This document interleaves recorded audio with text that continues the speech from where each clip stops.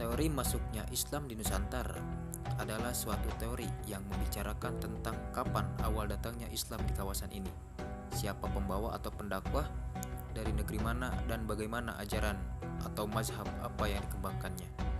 Sampai saat ini terdapat beberapa teori mengenai kedatangan Islam di kawasan Asia Tenggara, yaitu 1. Teori India, 2. Teori Arab Mekah, 3. Teori Arab Persia, dan keempat yaitu teori Cina atau Indochina.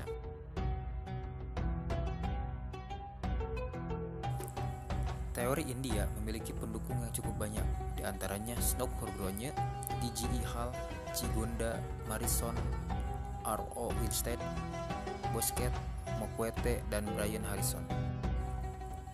Teori ini berpendapat bahwa Islam masuk ke Indonesia melalui para pedagang dari anak benua India, terutama dari wilayah Gujarat dan Malabar di India Barat.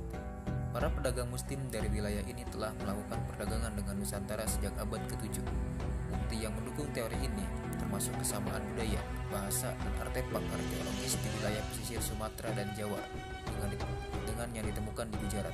Selain itu, para saudagar India yang sudah memiliki hubungan dagang yang mapan dengan Nusantara berperan dalam penyebaran Islam melalui interaksi mereka dengan produk lokal.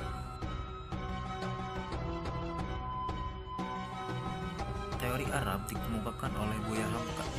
Teori ini menyatakan bahwa Islam dibawa langsung oleh para pedagang dan ulama dari Arab, khususnya Mekah, yang merupakan pusat agama Islam. Menurut teori ini, penyebaran Islam ke Nusantara dimulai sejak awal penyebaran agama ini, bahkan mungkin pada masa Nabi Muhammad SAW.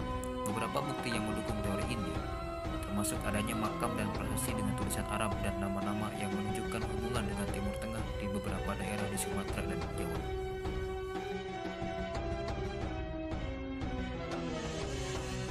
Teori Persia menyatakan bahwa Islam datang di Asia Tenggara berasal dari tanah Persia atau Iran sekarang, bermazhab Syiah dalam abad ke-13 Masehi. Pendukung teori ini adalah Umar Amir Hussein dan Hussein Jayadiningrat. Teori ini didasarkan pada bukti-bukti sejarah berupa dijumpainya nama-nama sultan di Nusantara yang menggunakan nama Syekh atau Tasi atau Taksih dalam naskah-naskah Cina. Dalam naskah-naskah Cina disebutkan bahwa Taksih telah melakukan hubungan dagang dengan Cina dan membuat koloni di Kanton sekitar tahun 650 Masehi. Keempat adalah teori Cina, Indochina. Teori ini menyatakan bahwa Islam disebarkan ke kawasan Nusantara berasal dari Cina dan Indochina. Teori ini didukung oleh Syed Neguib Al-Atas, Eski Patimi, Slamet Mulyana, Sumanto Al-Qurtubi, dan salah satunya yaitu Asep Ahmad Hidayat. Bukti-bukti mengenai kedatangan Islam berasal dari Cina dapat dirujuk pada peristiwa pemberontakan di Kanton pada tahun 877 Masehi yang telah mengorbankan kira-kira 120.000 orang sampai 200.000 para pedagang Islam, yang kebanyakan para pedagang Islam Arab dan Persia.